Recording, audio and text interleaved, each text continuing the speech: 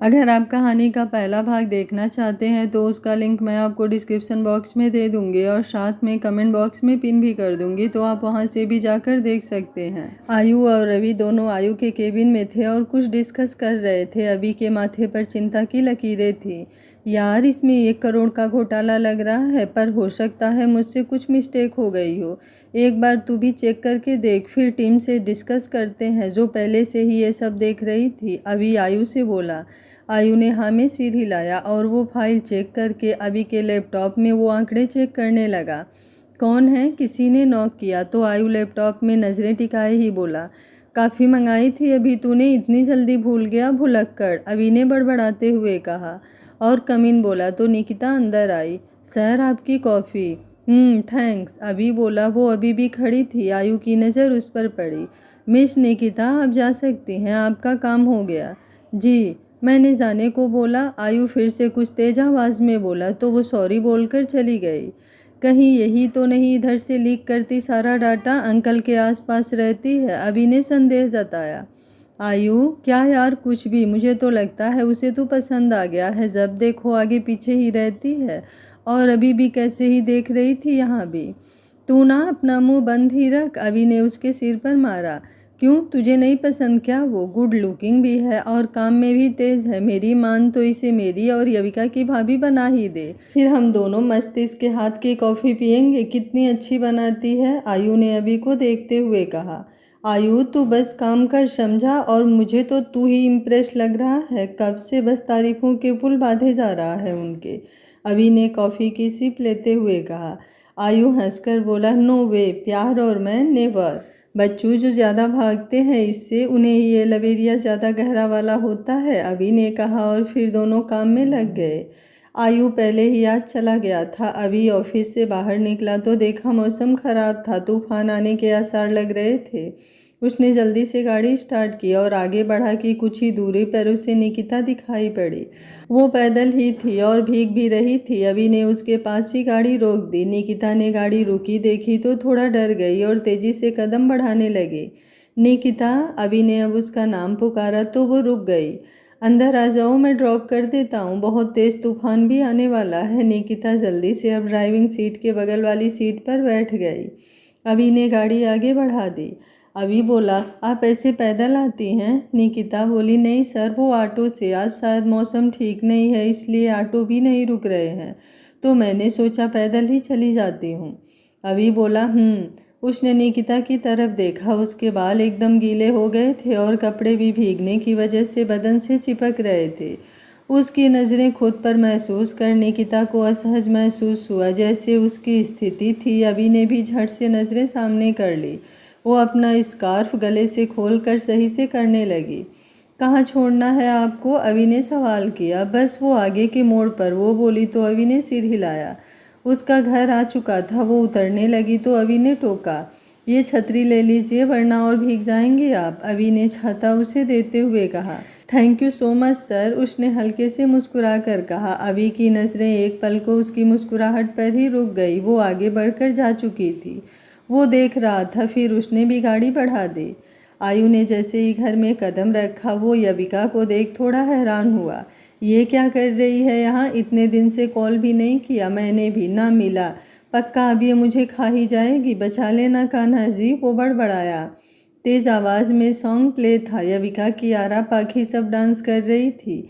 ये आज घर को ड्रामा हाउस क्यों बना रखा है दादी? इन तीनों बंदरियों ने उछल कूद कर। वो हंसते हुए बोला, दादी आप इस आयु के बच्चे को समझा लो वरना ये पिट जाएगा मेरे से, पाखी उसे घूरते हुए बोली।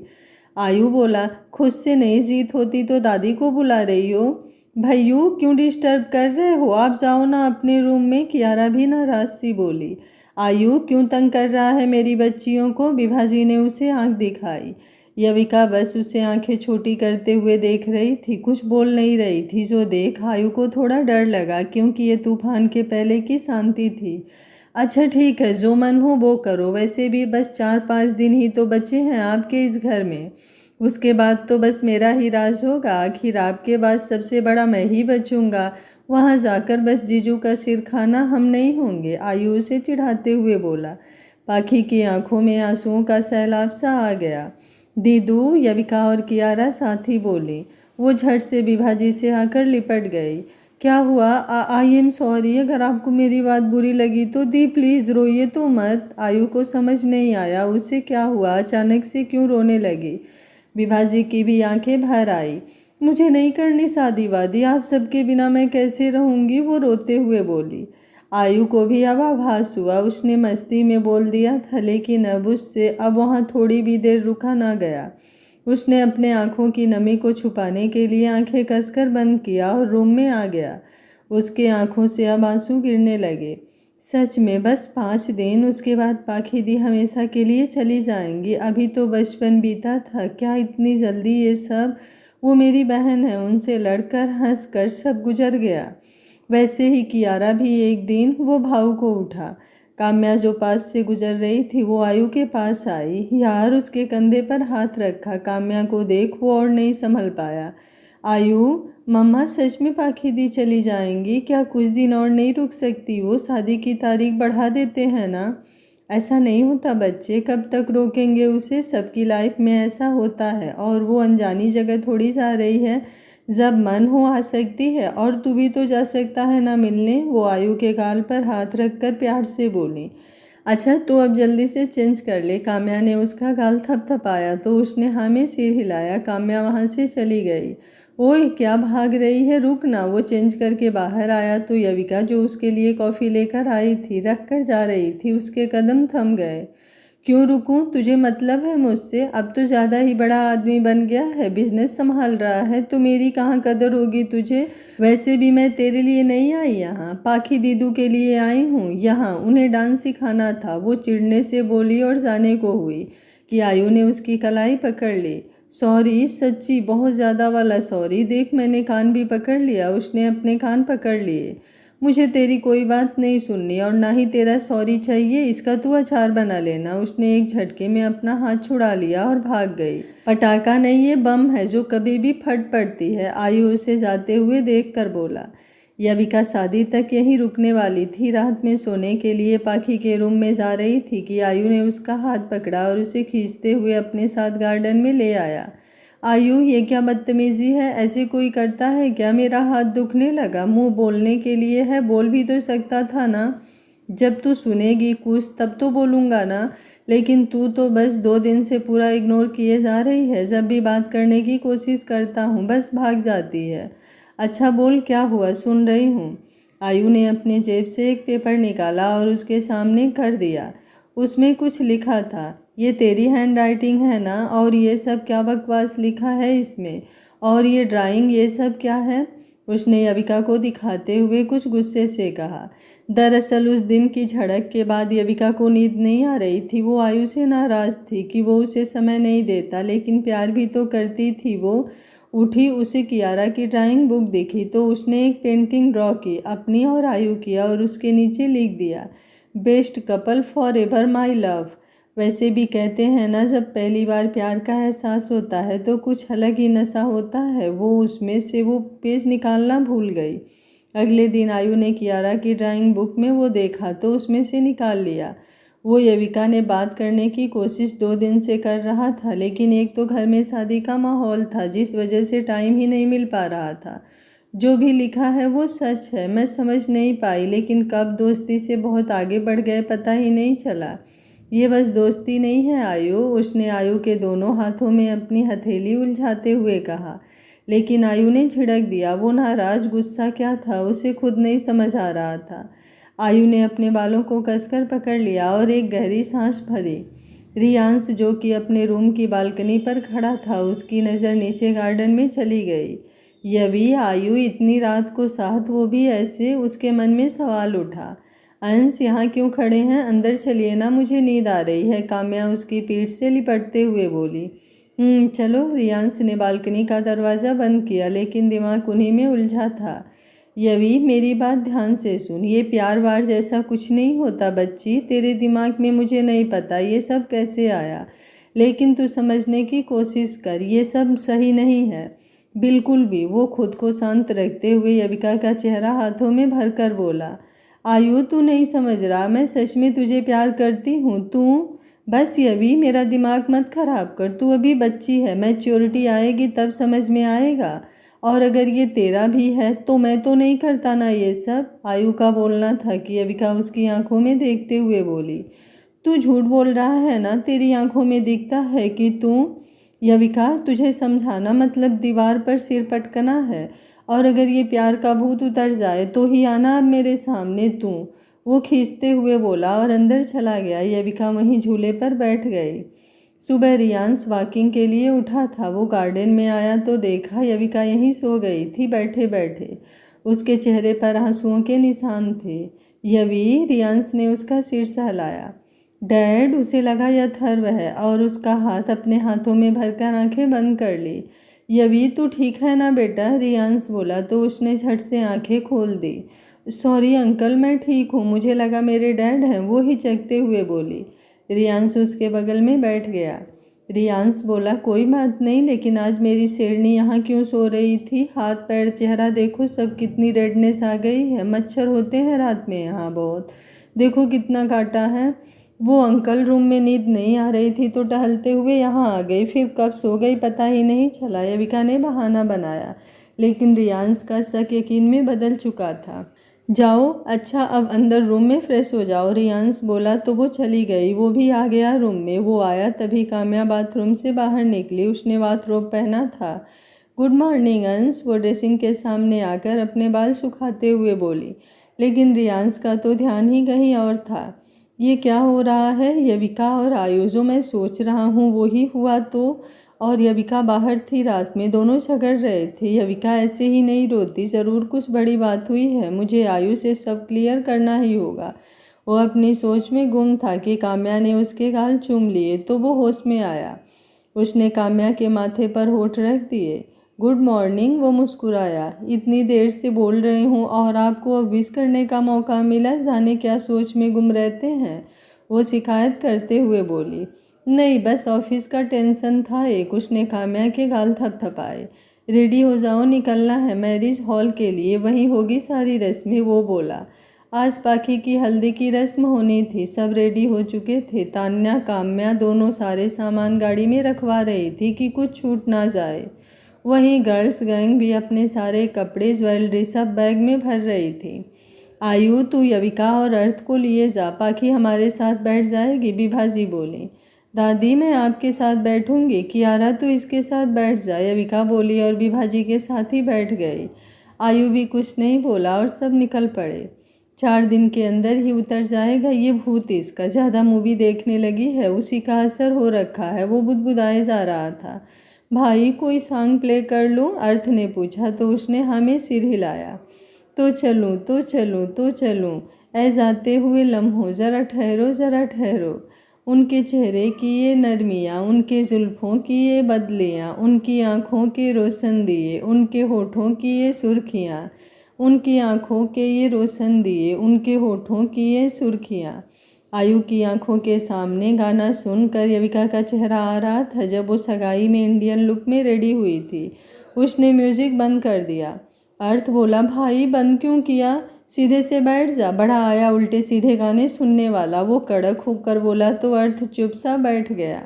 वो दिल्ली का सबसे बड़ा मैरिज हॉल था जहाँ शादी होनी थी। ग्राउंड फ्लोर पर सारी रस्में होनी थी। फर्स्ट फ्लोर पर लड़के वाले और सेकंड फ्लोर पर लड़की वाले थे।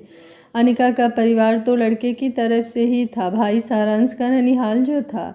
हल्दी की सारी तैयारियां हो चुकी थी और सब अपने अपने रूम में रेडी हो रहे थे, लेकिन यविका बस शांत सी रूम में खिड़की पर खड़ी थी। उसका और आयु का रूम अगल बगल ही था। वो दोनों तरफ से थी, इसलिए यहीं सबके साथ रुकी थी। आयु भी फ़ोन पर बात करते हुए बालकनी में आ खड़ा हुआ। उस पीले सफ़ेद रंग के कुर्ते में वो आज और भी दिलकश लग रहा था। यविका की नज़रें उस पर पड़ी तो वो उसे देखती रह गई। ओए, रेडी नहीं होना तुझे? क्या टहल रही है कब से इधर उधर? उसने फ़ोन कट होते ही यविका को देखकर कहा। तेरे से मतलब? वो गुस्से से बोली और पैर पटकती हुई अंदर हो गई। आयु मुस्कुरा उठा। पागल हो गई है ये लड़की, उसने खुद से ही कहा। ये साला बंदर की शक्ल का बहुत भाव खा रहा है, इसके पंख काटने ही पड़ेंगे। यविका अथर्व सिंह ठाकुर को। यवी, ये रहा तेरा आज पहनने वाला क्रॉप टॉप लहंगा, डैडा लाए हैं अभी अभी। एक तो तेरी पसंद जाने क्या क्या होती है, इतनी जल्दी मिलती नहीं, और अगर जो बोले वो ना मिले तो बस मुंह फुलाकर बैठ जाती है। अनिका उसके रूम में आती हुई बोली और एक ड्रेस उसके हाथ में पकड़ा दी। वाह, डैडा ले आए, लव यू सो मच मम्मा, और डैडा को भी बहुत ज़्यादा वाला, वो खुश होते हुए बोली और अनिका के गाल पर किस कर लिया। हाँ ड्रामेबाज, ले आए, अब जल्दी से रेडी हो जा, अनिका बोली तो वो रेडी होने चली गई। अनिका ने आज येलो साड़ी और रेड ब्लाउज पहना था, वो बहुत ही सुंदर लग रही थी देखने में। यविका की माँ कम बहन ज़्यादा लग रही थी। पाखी और सारांश को स्टेज पर बैठाया गया अगल बगल। सबसे पहले वैशाली जी ने दोनों को हल्दी लगाई। दादी थोड़ा अच्छे से लगाइए ना, भाई को रंग भी चढ़ना चाहिए, अभी बोला। क्या भाई आप भी? सारांश भाई को हल्दी से ज़्यादा तो पाखी दी के प्यार का रंग ही चढ़ेगा, वो उन्हें छेड़ते हुए बोली तो सब हंस पड़े। पाखी भी शर्म से मुस्कुराई। अरे इतना खाली खाली अच्छा लगता है क्या, एक डांस तो बनता है, अनिका ने यविका को कहा और सॉन्ग शुरू होते ही लड़कियों के पाँव थिरकने लगे। हल्दी लगाओ रे, तेल चढ़ाओ रे, बन्नी का गोरा बदन धमकाओ रे, बन्नी हमारी चंदा का टुकड़ा, चंदा का टुकड़ा, चंदा का टुकड़ा। विभाजी के बाद तान्या हल्दी लगाने लगी। उसकी आंखें भर आई अपनी बेटी को देखकर। उसने हल्दी लेकर उसके गाल पर बाँह पर लगा दिया। पाखी उसे देखते हुए मुस्कुरा दी। तान्या ने अब सारांश को भी हल्दी लगाई। उसकी आंखों से ना चाहते हुए भी आंसू टपक गए।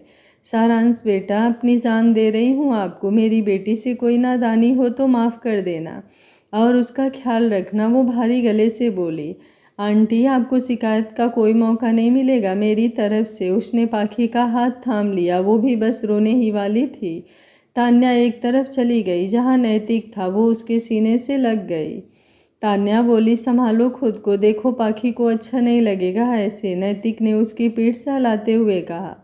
पाखी सारांश की तरफ देखी तो उसने उसे मुस्कुराने का इशारा किया। मेरी प्यारी बेटी, रियांश ने कहा और उसे हल्दी लगा दी। उसके साथ ही काम्या भी थी। सब ने दूल्हा दुल्हन के बाद खूब हल्दी खेली। आयु भी फ्रेश खड़ा था। यविका ने एक बड़े से कटोरे में हल्दी ली और उसमें पानी भी डाल लिया। आयु किसी से बात कर रहा था। यविका ने चुपके से जाकर उसके ऊपर पूरा कटोरा हल्दी का डाल दिया। यवि रुक अब तू, वो झुठलाकर बोला और उसकी तरफ भागा। पहले पकड़ कर तो दिखा, वो दांत दिखाते हुए बोली और चिल्लाते हुए भागी। आयु भी उसके पीछे पीछे था। वो उसे पकड़ने को हुआ कि पैर उलझ गया और दोनों ही वहाँ रखे गद्दे पर गिर पड़े। यविका के ऊपर आयु गिरा था। यविका ने डर कर अपनी आंखें बंद कर रखी थी। आयु को उसका हल्दी से सना चेहरा बेहद प्यारा लग रहा था। उसने यविका का हाथ अपने हाथ में लिया और उसी को यविका के गाल पर रख दिया। उसके कपड़ों की हल्दी वैसे भी यविका को लग गई थी। हैप्पी हल्दी, उसने उसके कान के पास फुसफुसाते हुए कहा। यविका की धड़कनों ने रफ्तार पकड़ ली। उसकी आवाज़ से उसने आंखें खोली तो वो उठ चुका था। उसके ऊपर से उठने के बाद उसने अपना हाथ हंसते हुए उसकी तरफ बढ़ा दिया। तू बड़ा कमीना है, हर बार चीटिंग करता है, उसने मुंह फुलाए हुए कहा और उसका हाथ ना पकड़कर खुद से ही खड़ी हो गई। उधर हल्दी के बाद पाखी अपने रूम में आई तो वहाँ खड़े शख्स को देख हैरान रह गई। उसने जल्दी से डोर लॉक किया। सारांश साहब, मेरे रूम में क्या कर रहे हैं? आपका रूम नीचे है, वो बोली। रूम तो दूसरा है, लेकिन बस परसों से एक हो जाएगा, उसने कहा तो पाखी की आंखें बड़ी हो गई। अच्छा बस अब देरी नहीं, अपनी दुल्हन को हल्दी लगाने आया था, उसने विश की थी मुझसे, वो बोला तो पाखी के चेहरे पर मुस्कान आ गई। दोनों ने एक दूसरे को हल्दी लगाई। अब आप जाइए वरना कोई देख लेगा आपको, मेरे रूम में तो प्रॉब्लम होगी, पाखी बोली। सारांश ने उसके गाल पर अपने होठ रख दिए। पहली किस और ये हल्दी मुबारक हो। वो रूम से बाहर चला गया, लेकिन पाखी अभी तक शौक में थी। उसके हाथ अपने गाल पर चले गए और शर्म से उसका चेहरा गुलाबी हो उठा। उसने दोनों हाथ से अपना चेहरा ढक लिया और हंस पड़ी। रियांश लेटा था और काम्या का इंतजार कर रहा था। वो अब आई। उसके दोनों हाथों में मेहंदी लगी थी। रियांश बिस्तर से उतरा और आगे बढ़कर डोर लॉक कर दिया। देखिए कैसी है मेरी मेहंदी, उसने अपने हाथ आगे कर दिए। बहुत खूबसूरत है, लेकिन मेरी जान से कम, वो मुस्कुराते हुए बोला। अंश, मुझे चेंज करना है तो करो ना जाकर, कहकर वो बिस्तर पर लेट गया। वैसे तो बहुत जल्दी दौड़ते हैं हेल्प करने के लिए, अब आपको दिखाई नहीं दे रहा कि मेरे दोनों हाथ फंसे हैं मेहंदी से, मैं कैसे करूँगी, वो झल्ला कर बोली। तो काम्या मैडम चाहती हैं कि आज उनके पति परमेश्वर कपड़े चेंज कराएं, उनके थोड़ी सी प्यार भरी रात गुजारी जाए। रियांश शरारती निगाहों से उसे देखते हुए बोला और अपने पास खींच लिया। आप ना रहने ही दीजिए, बस आपको मौका चाहिए होता है। उसने उठने की कोशिश करी तो रियांश ने अपना हाथ उसकी कमर पर कस लिया। उसने दूसरे हाथ से उसकी साड़ी की पिन खोल दी और उसे अलग कर दिया। काम्या आंखें बंद किए लेटी थी और वो अपना काम कर रहा था। उसने एक नाइट गाउन उसे पहना दिया। हो गया बीबी, वो बोला तो काम्या ने उसे देखा और उसके लबों को छू लिया। थैंक यू, वो बगल में लेटते हुए बोली। अच्छा सुनिए ना, मुझे आयु के बारे में आपसे कुछ बात करनी थी। वो उसके सीने पर सिर रख कर लेटी थी और रियांश उसके बालों में हाथ चला रहा था। आपको नहीं लगता आयु और यवी एक दूसरे से, मतलब यवी की बातों में, उसकी नज़रों में और जिस तरह वो उसकी केयर करती है, मुझे लगता है कि वो आयु से प्यार करती है और शायद आयु भी। मुझे भी अंदेशा था इस बात का। आपको पता था फिर भी आपने नहीं बताया, काम्या नाराज सी बोली। यार मैं डाउट में था कि सच है भी या नहीं, लेकिन अब तुम भी बोल रही हो तो पक्का हो गया। रियांश उसे समझाते हुए संजीदगी से बोला। काम्या खुश थी कि अविका उसके घर की बहू बनेगी। वो उसके बेटे की जिंदगी में आई। आज संगीत था, रंगीन लाइट से हाल इतना जगमगा रहा था कि उसकी शोभा देखते ही बन रही थी। सब कुछ बेहद ही खूबसूरत और प्यारा था। पाखी ने नेवी ब्लू कलर का स्टार से जड़ा हुआ गाउन पहना था। वो बहुत ही सुंदर लग रही थी। उसे देख किसी की भी नज़रें नहीं हट सकती थी आज, और सारांश बाबू भी उसे देख घायल हो पड़े थे।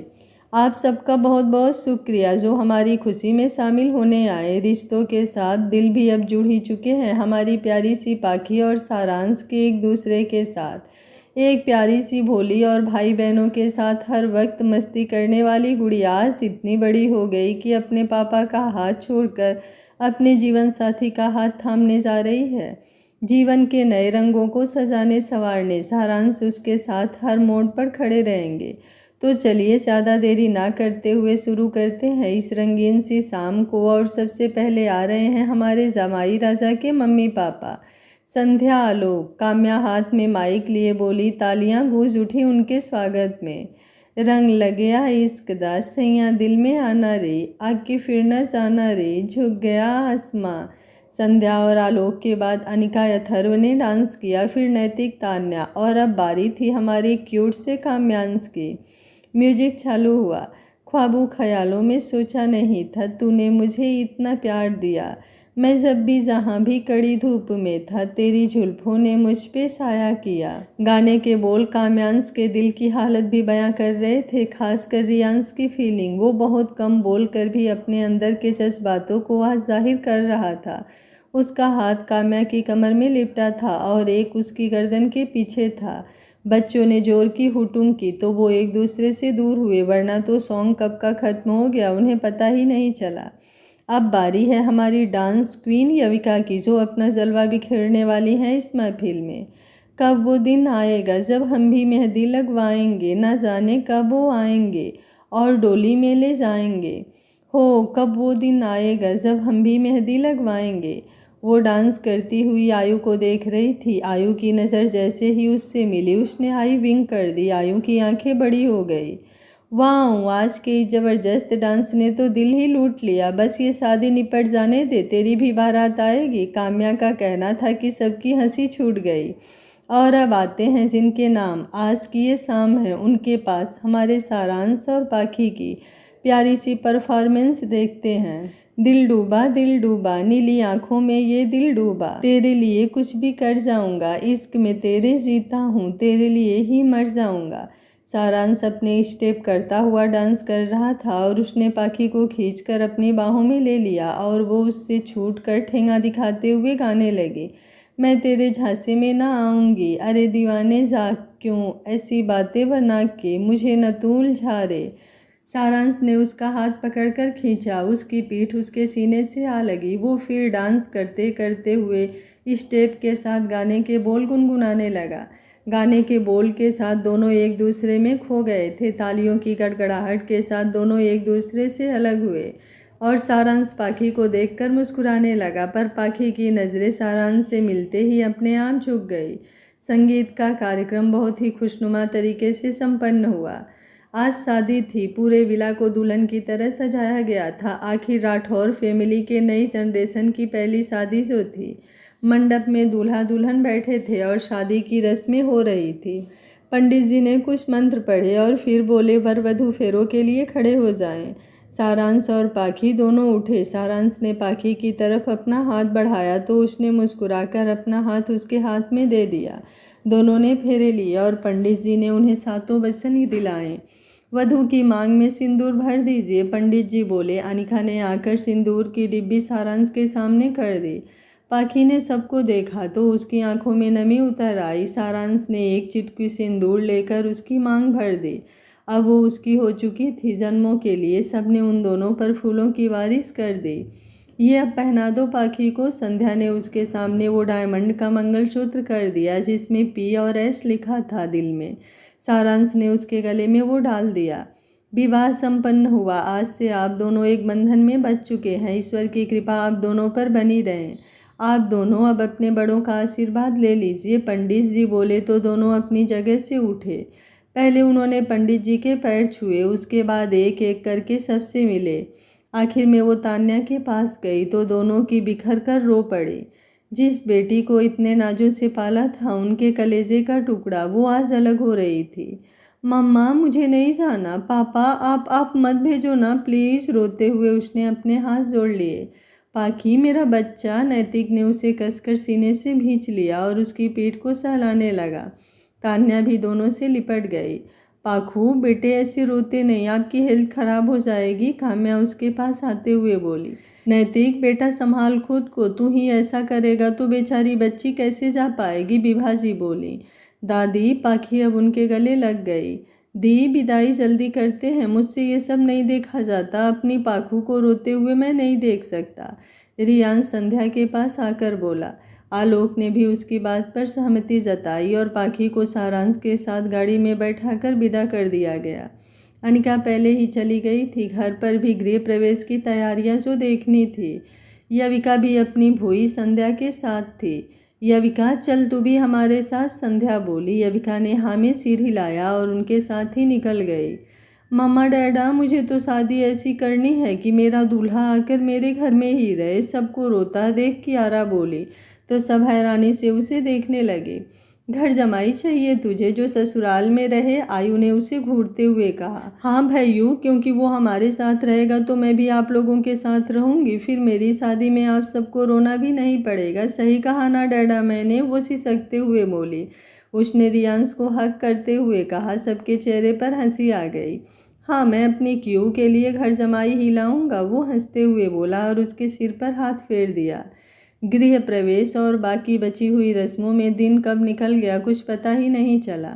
बेटा ये खाना खा लो, उसके बाद फिर ये वाली साड़ी बदल कर वो लहंगा पहन लो, संध्या ने उसके गाल पर हाथ रख कर कहा। मुझे भूख नहीं है, उसने सिर झुकाकर धीरे से कहा तो संध्या उसके पास बैठ गई।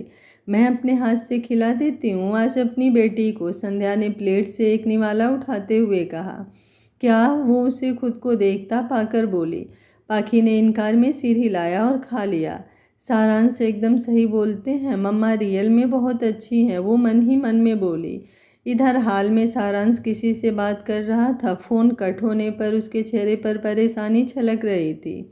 सारांश, आलोक ने उसके कंधे पर हाथ रखा।